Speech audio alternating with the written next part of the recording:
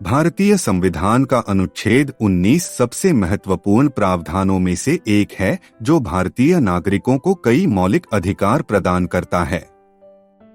इस आर्टिकल की महत्वता को देखते हुए हम इसे 3 वीडियो में समझने की कोशिश करेंगे।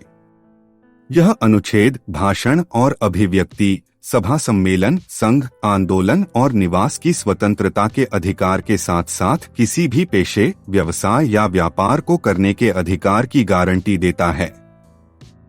लोकतांत्रिक समाज के कामकाज के लिए ये अधिकार आवश्यक हैं, क्योंकि वे नागरिकों को अपने विचार व्यक्त करने, शांतिपूर्ण विरोध प्रदर्शन आयोजित करने और दमन के डर के बिना वैध आर्थिक गतिविधियों में शामिल होने की अनुमति देते हैं।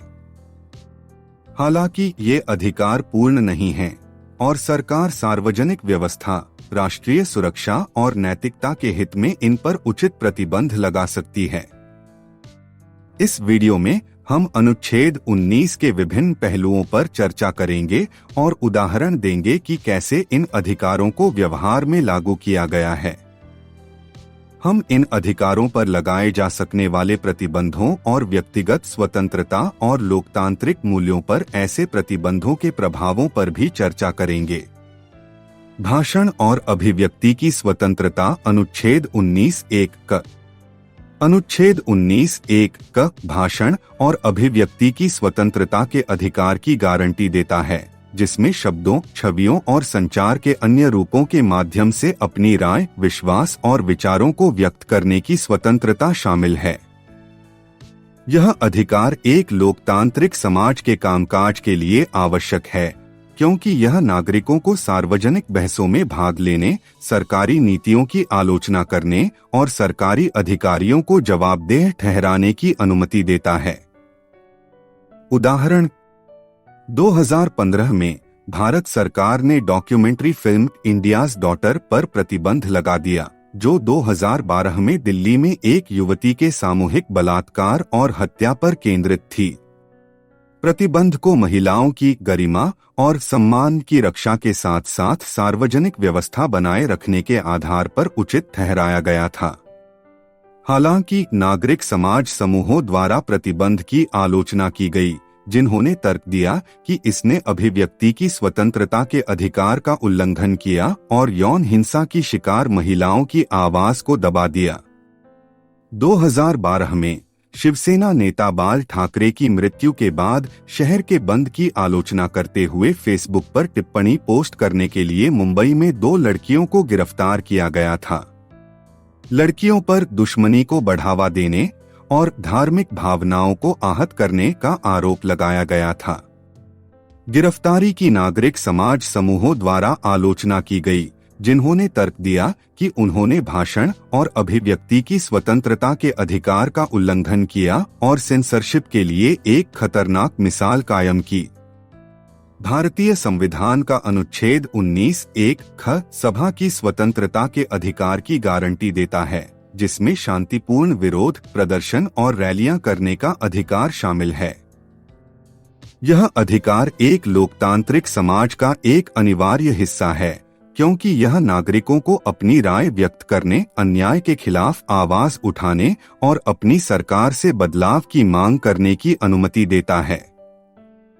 हालांकि अन्य मौलिक अधिकारों की तरह सभा व सम्मेलन की स्वतंत्रता का अधिकार पूर्ण नहीं है और कुछ उचित प्रतिबंधों के अधीन हो सकता है। उदाहरण: 2019 में भारत ने नागरिकता संशोधन अधिनियम के खिलाफ विरोध प्रदर्शनों की एक श्रृंखला देखी, जो देश भर के नागरिकों द्वारा आयोजित की गई थी। विरोध काफी हद तक शांतिपूर्ण थे और इसका उद्देश्य कानून की भेदभावपूर्ण प्रकृति को उजागर करना था। हालांकि सरकार ने सभा पर प्रतिबंध लगाकर जवाब दिया, जिसमें कर्फ्यू लगाना, इंटरनेट सेवाओं को निलंबित करना और भारी पुलिस बल तैनात करना शामिल था। सार्वजनिक आदेश के आधार पर प्रतिबंधों को उचित ठहराया गया था, लेकिन नागरिक समाज समूहों द्वारा सभा की स्वतंत्रता के अधिकार के उल्लंघन के रूप में उनकी आलोचना भी की गई थी। जल्लीकट्टू विरोध 2017 में तमिलनाडु राज्य में जल्लीकट्टू के समर्थन में विरोध की लहर देखी गई, जो एक पारंपरिक सांडों को वश में करने वाला खेल है। विरोध छात्रों और युवाओं द्वारा आयोजित किया गया था, जिन्होंने तर्क दिया कि जल्लीकट्टू पर प्रतिबंध उनकी सांस्कृतिक पहचान पर हमला था। विरोध काफी हद तक शांतिपूर्ण थे, लेकिन सरकार ने प्रभावित क्षेत्रों में कर्फ्यू लगाकर और इंटरनेट सेवाओं को निलंबित कर दिया।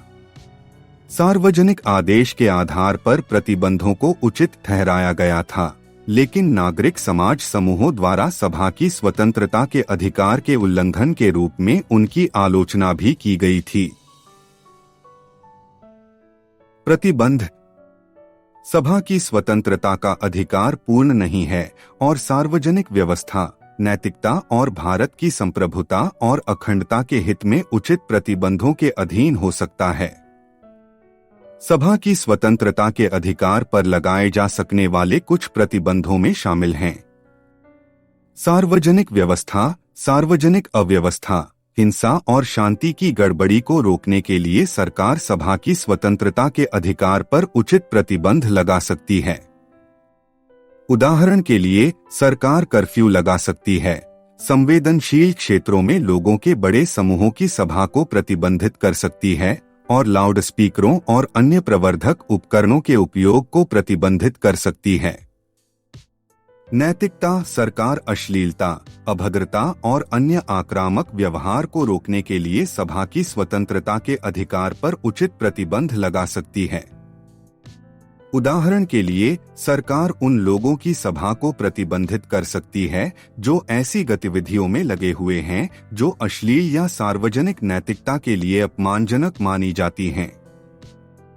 भारत की संप्रभुता और अखंडता। सरकार भारत की संप्रभुता और अखंडता की रक्षा के लिए सभा, सम्मेलन की स्वतंत्रता के अधिकार पर उचित प्रतिबंध लगा सकती है।